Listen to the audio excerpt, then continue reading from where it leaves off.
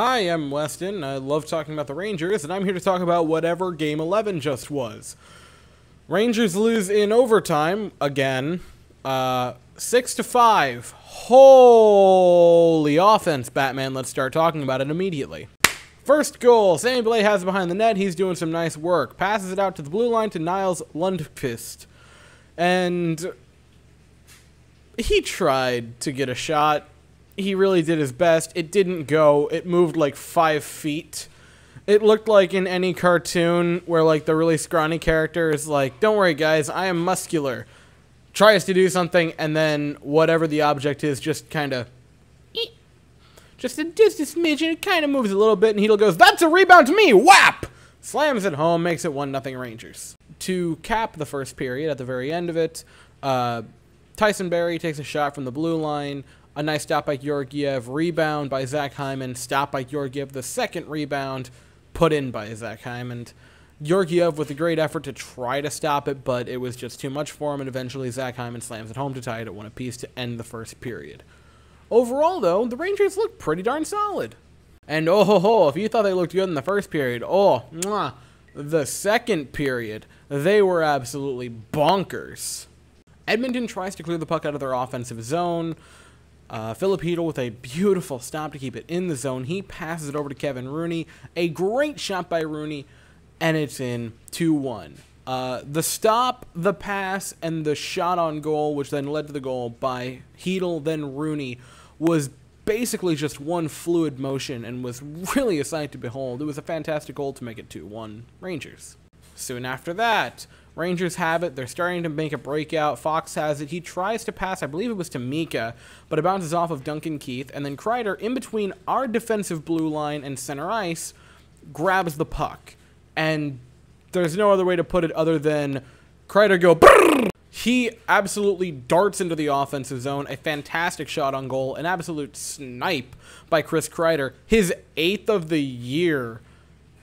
Kreider, I mean, he's a streaky player, but not, I mean, Kreider has been a machine to start the season. He has been absolutely ridiculous.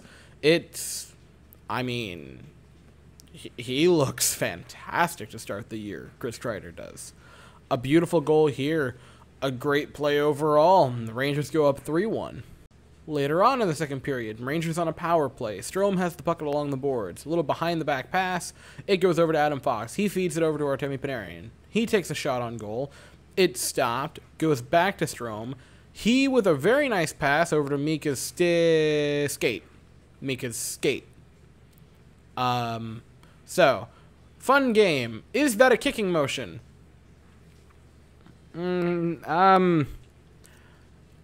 Kicking motion? No. But, I mean, he certainly was like, oh, if I have my skate at this angle, that isn't going to go in. But if I quickly turn it to this angle, it will go in. I don't think that was a kick. It was a great deflection with the skate. I'm not going to complain either way. Rangers take the 4-1 lead. Mika's 3rd of the year. He wasn't done yet tonight. And the Rangers go up, like I said, 4-1. And somewhere in the distance, you can hear the Maple Leafs fans going, oh, that's not a good thing to do, Rangers. Later in the second period, Oilers on a power play. And this is why I kind of love hockey and love secondary assists. So, in the trapezoid, Darnell Nurse, I believe he was fighting off Ryan Langrid, just kind of leaves it in the trapezoid for Ryan Nugent-Hopkins. And Darnell Nurse, while doing more than I've ever done in my hockey career, which is nothing. It's nothing. Just sat it there for Hopkins. And that was it. Hopkins with a incredible, like, I mean, solid half the length of the entire sheet of ice pass. Just downtown. It was a thing of beauty, and I'd be more excited if it wasn't against us. Tupuliarvi, excuse me. And, I mean, a slapper to get it past Georgiev on the power play. It was a pretty impressive goal overall, and that made it 4-2. So basically, to start the third period, they have another power play for the Oilers. And Leon Draisaitl has it. He just passes it over to Tyson Barrie. Barrie gives it to Connor McDavid. And Connor McDavid doesn't really do all that much with it, just kind of exists with the puck, which is all Connor McDavid has to do to distract literally everyone else on the ice. How would I describe this?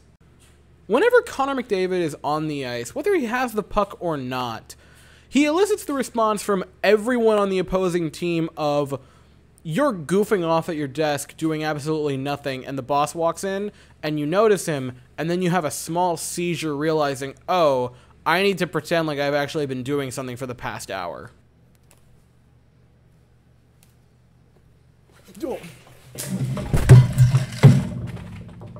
Everyone has a panic attack because Connor McDavid has the puck. He just gives it back over to Tyson Barrie. He's pretty well open. He takes a shot on goal, and it's in. It's 4-3. And all of a sudden, that nice big Rangers lead is, well, it's not there anymore. It's a close lead now, and it would be not much of a lead. Actually, it wouldn't be anything of a lead. Just a little bit later on. Rangers have it in their zone. They try to clear. It doesn't work. Evan Bouchard has it. He passes it over to Duncan Keith. He takes a shot on goal. It stopped. Trouba does a nice job trying to wrap up Puljujarvi, but it doesn't really work. First shot, he just hits air. Second shot, he gets the puck and ties it at 4 apiece. And all of a sudden, that 4-1 lead ain't there no more.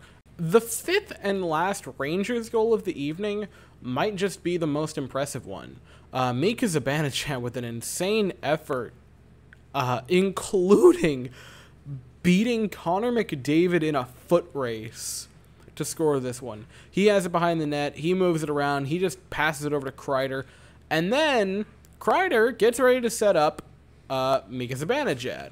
Mika is a little bit behind McDavid, and Mika turns on the Jets. He zooms past McDavid, zooms past quite a few of the Oilers, in fact, skirts on down there. A beautiful shot by him. And Zibanejad with an incredible goal. I mean, it was impressive. He zoomed past McDavid. That doesn't happen. And to this point, you're thinking, wow, I mean, that was a great goal by Mika. I mean, he blew past him. We've done a pretty darn good job keeping McDavid in check tonight. And then, how would one say this? He murdered us. That's how one would say it. McDavid has it at center ice, and the Rangers change out a player. But don't worry, there's still 4 guys defending. There's no possible way they can give up a 1v4. I mean, there's only one person in the entire league that could probably beat a 1v... Oh, to the guy they're playing and who has the puck? That sucks. I don't think the term undressed quite does it justice. You're going to see it. You're going to see the goal. It's going to be on SportsCenter. It's going to be all over Twitter. It's going to be all over Instagram. You should go look it up on YouTube. Heck, you should just go watch that like 15 times in a row because it's one of the most impressive things I've ever seen. Going into this game, I knew McDavid was going to do something to us. I mean, at least it was super entertaining like this one was. He murdered 4 Rangers in one play. Men on the ice, I believe, was Nemeth, Rooney, Trouba, and Miller, and they all got just murdered on one singular play. He zoomed past all of them. I don't know what to tell you. If you're Georgiev, I mean, he didn't play great tonight. I mean, you can't put this on Georgiev. Anything McDavid does, you really can't put on the goaltender. And I almost dare say you can't put it on the people that are defending McDavid because, yeah, it's McDavid. I mean, what do you expect?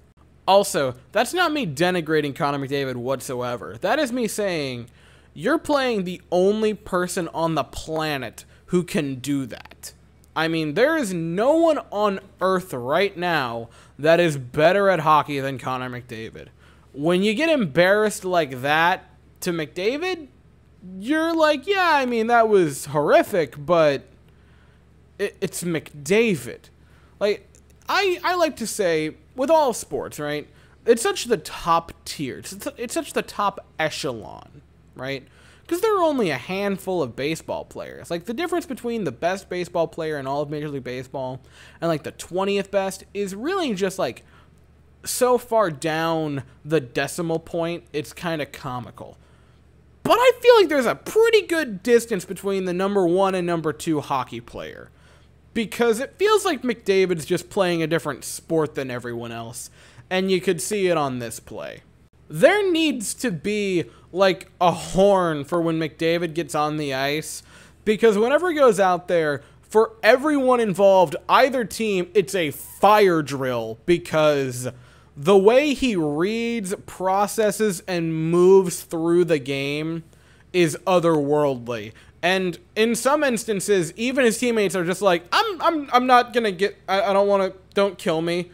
And that's sort of what happened on this play. His teammates were just like, yeah, no, I'm not gonna get in the way of that. All of that is to say that McDavid tied it at 5 apiece, sending it to overtime.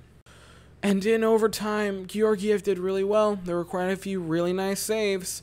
Eventually, McDavid hands it to Nurse. Nurse from around behind the net. Leon Draisaitl is wide open, and Leon Draisaitl is a fantastic player, and you cannot leave him that wide open, that close to Georgiev, with no one around him. He had time, space, and everything, and you knew he was going to end it. 6-5, but at least they get a point. But to be honest, they don't deserve a point. I mean, yes, the Rangers looked really good in that second period for a long period of time. Through the first 30 minutes, the Rangers looked fantastic. But here's this pesky little thing about sports, which is you don't get points or wins assessed to you because of the first, the last, the middle blank amount of minutes or innings or what have you. It's overall. Yeah, the Rangers outplayed them the first 30 minutes. That's a neat story. The entirety of the Oilers in the last 30 decided to go sicko mode, come back, and then Connor McDavid did whatever the heck that was, and they won. They played better offensively. This is not a game of defense or goaltending. I mean, let's be honest. This was a 6-5 game. You're not going to be like, oh, well, the defensive structure on the Rangers was actually pretty... No. This was an offensive showdown. And, I mean, to be fair, if you're going to lose an offensive showdown, at least it's to McDavid and Draisaitl. I mean, I'm not going to complain about it. You got a point. I kind of thought McDavid was just going to ravage us all night. And, I mean, hey, you held him in check for the first, 40 minutes. So, I think that's a positive. I'm going to take that as a positive. Georgiev, once again, had kind of one of those weird nights where it's like, he played good for periods of time. There were also times where he played very poorly. I don't blame him for the McDavid or the Draisaitl goal. Neither of those were particularly his fault. One of them was, wide open. The defense just didn't do anything. And the other one was McDavid going sicko mode. Some of the other ones he could have had. The Zach Hyman thing, defense would have been nice. The second... the second Pooley RV goal would have been nice to have a little bit more help by Trouba if he could have actually knocked it away. But overall, he still didn't play that well. For the night, 33 of 36 is not going to do much. The offense was great, so that's a positive. Overall, for the offense this evening, Mika Zibanejad had 2 goals. Philip Hedl had 2 points. Kreider had 2 points. Fox had a point. Panarin had a point. It was a pretty nice spread around. The offense was great.